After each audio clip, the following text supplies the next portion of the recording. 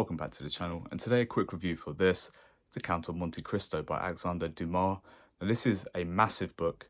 I think in hardback, like a large hardback like this, it's about 1100 pages. In paperback, about 1250 to 1300 pages, or about 464,000 words. That's almost 500,000 words. No one's going to read this quickly unless you're Steve Donahue. So, strap yourself in. It's going to take a little while, but I found it to be quite worthwhile. It is a book of revenge. It was written in 1844. So that's kind of like a, post-Napoleonic era or early Victorian era novel. It was obviously serialized. It was bound up in really good quality, actually. I'll get to that later. But it doesn't necessarily feel like a serialized novel to me. So it's revenge and redemption, set during the Bourbon Restoration period of France.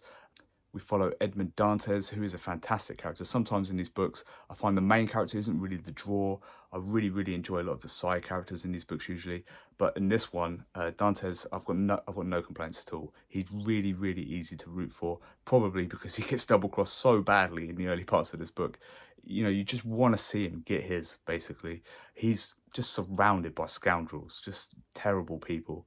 But Dumas so good in that, I really feel a lot of sympathy towards some of the antagonists in this book. Yeah, you spent, weeks probably, if you're like me, and it's going to take you about 2.5 weeks to read. So you're going to spend a long time waiting for these people to get a comeuppance. But at the same time, you just feel so much pity for them when it finally comes, because these are like slow motion car wrecks. Watching these people's pitiful destinies unfolding in front of you, it's just so painful. It's hard to read. It's really hard to read, but it's great. It's great in that way. I feel like there could have been a little bit more action.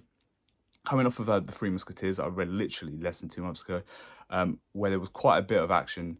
I expected a little bit more action in this from Dumas, but what he did deliver, where the balance kind of swung, is there's loads of that really witty and sharp dialogue that Dumas does so well. There's a lot of like posturing and half-hidden smiles.